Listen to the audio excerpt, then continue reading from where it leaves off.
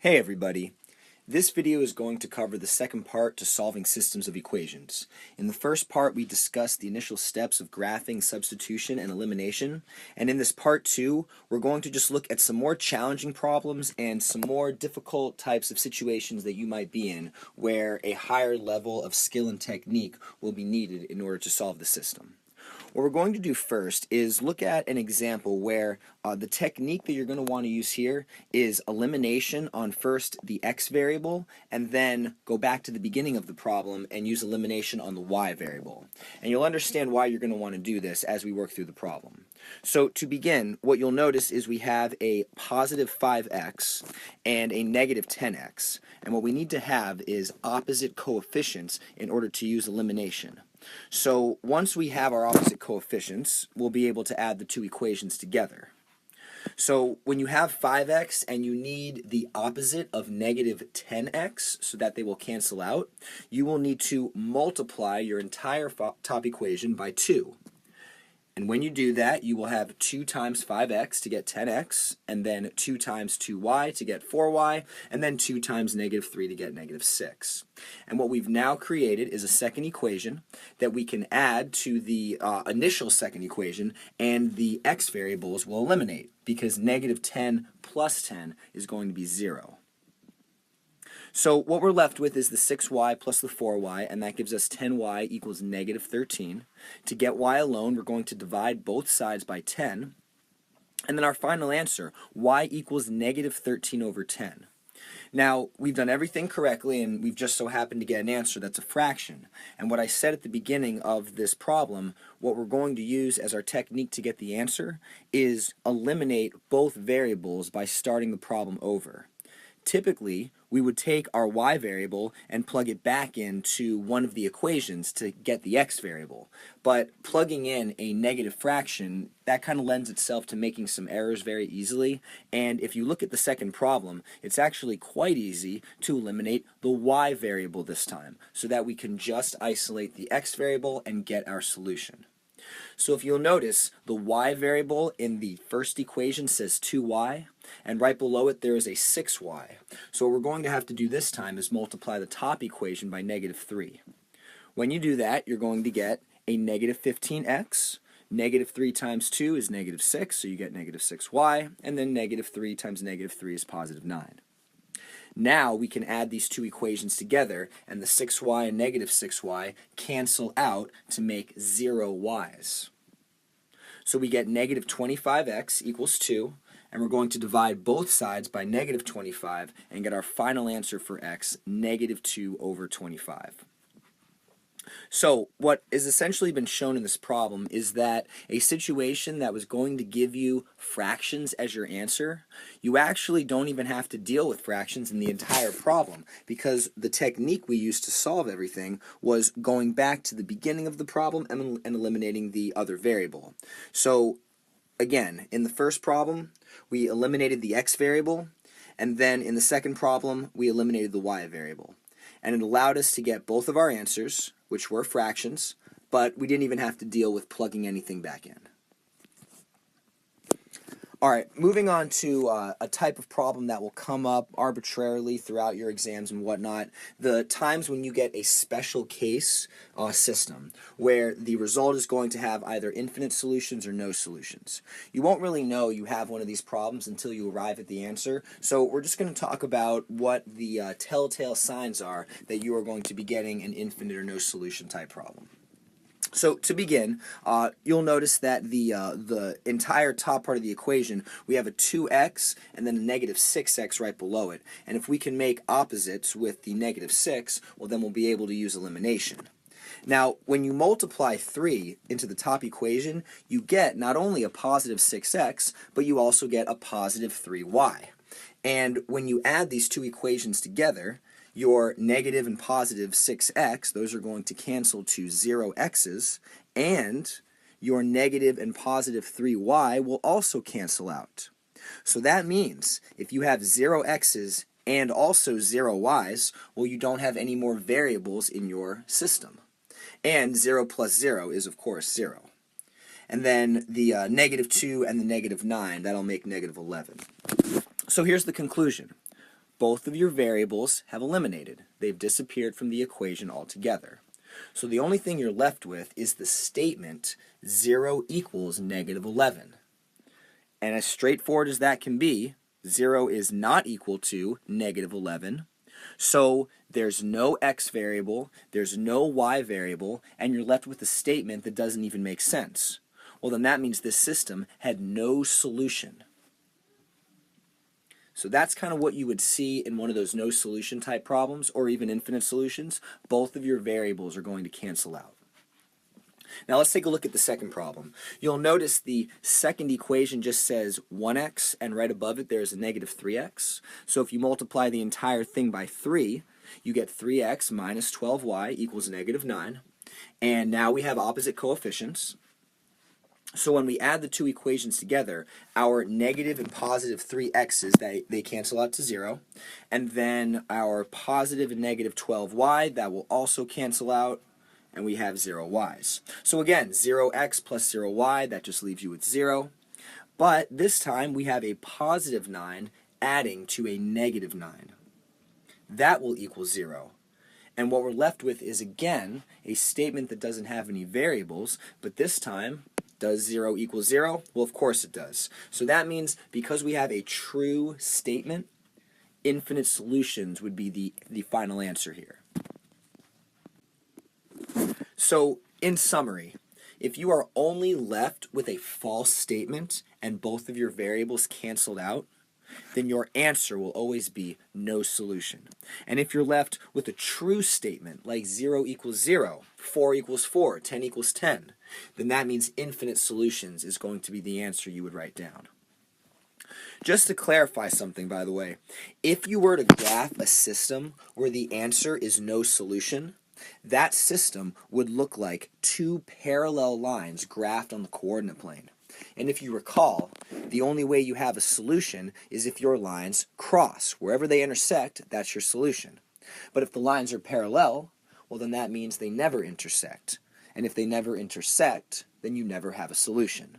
So that's what you would graphically expect to happen if you were to take a system that has no solution and graph it on the coordinate plane. In a similar fashion, the infinite solution graph, that would actually appear as one line, but it's actually two lines drawn on top of one another. And if you look very closely, you can see a gray line kind of appearing where the black line is.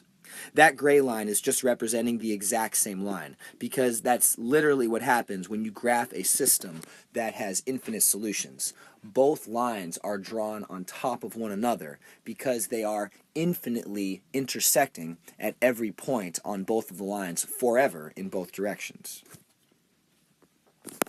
Alright, so the last two problems we're going to look at are just some challenging situations that would definitely push the limits of just solving one of these systems with either skill. And we're just going to talk about the simple strategies that you can use to get these answers. So the first thing you'll notice in problem 1 is it says x minus 3y, but in the second equation it says negative 2y minus 3x. The x's and the y's are not lined up. This really isn't a problem if you want to use elimination. So all you need to do is remember we have a property called the commutative property. Oops, my bad. This is actually the example where we're going to use substitution, so we'll get to the elimination part in a moment. Back that up for a second. When you add 3y to both sides, you would actually be getting your x variable alone. And by getting your x variable alone, you're now going to be able to use substitution, because x is all by itself, so you can take the expression 3y plus 5, and you can substitute that in for x to the second equation.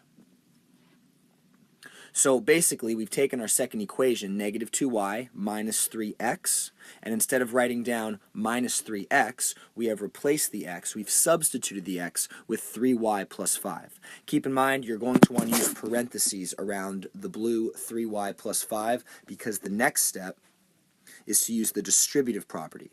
The negative 3 is going to distribute to the 3y plus 5, giving you 9y, and then, or negative 9y, and then negative 3 plus, or multiplied by positive 5 gives you the negative 15 that you see right there. The next thing that happens is you have like terms, negative 2y minus 9y, that you can combine together. And you can also add 15 to both sides to get your y variable alone. Negative 2y minus 9y, that gives you the negative 11y. And then divide both sides by negative 11. Y equals 11 divided by negative 11 is negative 1. And now that you have your answer for y equals negative 1, you can take that answer and plug it back into any of your equations. We'll just take the new one we created by adding the 3 y's to both sides, and we'll plug negative 1 in there to get our answer for x. 3 times negative 1 is going to give you negative 3, and then negative 3 plus 5, that's going to equal positive 2. So we have our final answer. It's going to be x equals 2, y equals negative 1. But before we move on to problem 2, I'm just going to go back and re-explain this problem by using elimination, which is what I started talking about, but then I forgot I had switched them around. In any case, if we were going to use elimination to solve this problem, well, again, notice the x and y variables are not lined up. And what we have is a property called the commutative property, which allows you to flip the order of how terms are written if you are adding or subtracting. Now, in this case, we are flipping the x minus 3y, and what you need to keep in mind is that when you flip them around, the negative sign with the 3, it has to stay with it. That 3 is negative. You are essentially writing down x plus negative 3y. And because you have the plus sign, you are allowed to flip both of these terms around so that it says negative 3y plus x. So again, that's just the commutative property allowing you to do that. And once you have that done, well, you can now see that the elimination technique can be used. You have a negative 3x, and if you multiply the bottom equation by 3, and you distribute that 3, you'll get negative 9y plus 3x, and that's going to equal 15. Now you can add your two equations together. Negative 2y plus negative 9y, that gives you negative 11y. The negative 3x plus 3x, those will eliminate, so you have 0 x's. And negative 4 plus 15, that is 11. So again, divide by negative 11, y is going to equal negative 1, which is the exact same answer we got by using the substitution method. And then if you plug your negative 1 back into either equation, and keep that in mind, by the way, it does not matter which equation you plug your variable back into. You'll get the same answer either way. So when you plug in negative 1 for y into the top equation, the negative 3 times negative 1, that is going to give you positive 3. And then take away 3 from both sides, you again get x equals 2. So 2 comma negative 1 is your final answer. And again, the problem was a little more challenging because you had to first add negative 3y, or add 3y to both sides so that x would be alone. That would allow you to use substitution. Or you had to flip the variables and terms around so that you could line up your variables to eliminate. Now, in problem 2, you're going to notice that we have fractions. And I know fractions can be an area of confusion most of the time, but there are some very simple techniques you can use to remove the fractions, specifically the denominators, from the entire problem. And it actually involves you using the distributive property. Now here's the thing. Both of those fractions, 1/2 and negative 5 over 2, they both have the same denominator. Both of those numbers, the 1 and the negative 5, they are being divided by 2. So if you perform the inverse operation of dividing by 2, well then you will be canceling out the act of dividing by 2 in both of those terms. Now, the number 2 is what you're going to multiply the entire equation by because that is the least common multiple of the number 2. Number 2 is itself. So you multiply the entire top equation by positive 2, and here's what happens. Now, the way I'm about to explain this is going to look like a fair amount of work, but if you simply understand the concept, a lot of this work can easily happen in your head. What we're doing is multiplying 2 times 1/2 x. And technically, you would want to have a fraction multiplying another fraction. So we're going to make the 2 into a 2 over 1, and then we're going to multiply those fractions straight across, and 2 times 1 is 2, And 1 times 2 is also 2. So you get 2 over 2x. But 2 over 2, well, that's really just 1. And 1 times x is really just x. Now, of course, this isn't the only way you could have arrived at this conclusion. If you notice and remember your fraction rules, when you're multiplying two fractions together, if you have two numbers that can go into one another, well, then you can cancel them out. And because you have a 2 in the numerator and denominator, they essentially cancel out. And the only thing you're left with is the 1 in the numerator and the 1 in the denominator. And 1 over 1 is still 1, which was in front of the x, but we made it go away because 1 times anything is itself. So basically, the 2 cancels the 2 in the denominator because 2 divided by 2 is going to give you 1. Now, in the second part of this, when we multiply the 2 over 1 by the 5 over 2, again, you would multiply straight across and you would get 10 over 2. But 10 over 2, that can reduce to 5. So essentially what's happening here is the 2 on the outside of the parentheses is now just canceling the denominator of the 5 over 2, so that the only thing you're left with is the 5. Lastly, though, the 2 is multiplying the 2 at the end, and that is what's giving you the result of 4. Now, the thing is, you're basically canceling those denominators of 2 with the large 2 that was distributing. And we knew to do this because 2 is the least common multiple of itself. In the second equation, you will notice that we have a 3 over 5 and a 1 over 2. We need to get rid of both of those denominators. If we use the same strategy as the first problem, we're not going to be able to cancel out both denominators because, again, you have to take the least common multiple of your denominators. The least common multiple of 2, well, that was itself. But the least common multiple of 5 and 2, well, that's the number 10. And because you are going to use the exact same technique that we used right here, you're going to be able to see why the number 10 is the only number that's going to cancel out your denominators. So when you multiply everything by 10, again, you're going to get 10 over 1 multiplying your fractions. You want to have a fraction multiplying a fraction. And 10 times, or better yet, you can also notice that some canceling can be done. 10 and 5 are both divisible. You can divide 10 into 5 2 times, and then you can be left with doing 2 times 3 to get 6. The other thing you could have done, by the way, before moving on to that, if you simply multiplied the 10 and the 3, and you got 30, and then you multiplied your 1 and 5, and you got 5, well, 30 divided by 5, that is equal to 6. You get the exact same answer if you use the canceling strategy with the 5 right here, or if you multiply like I just did. In any case, in the second term, you have a 10 and a 2. 2 goes into 10 5 times, and 5 times 1 is just 5. So there's a 5y. And then 10 times 1 is going to give you 10. So what we now have are both of our system equations that originally were made up of fractions, but we have used a very simple technique of multiplying by the least common multiple. Let me just write that down. We took the least common multiple of whatever the denominators were.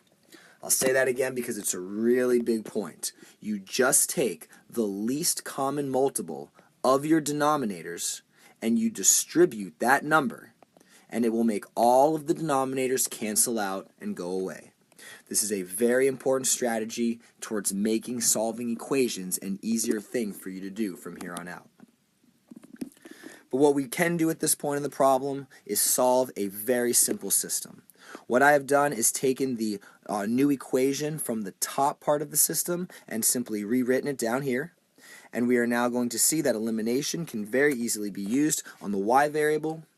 So we're now left with 7x equals 14. Divide both sides by 7, and x is going to equal 2.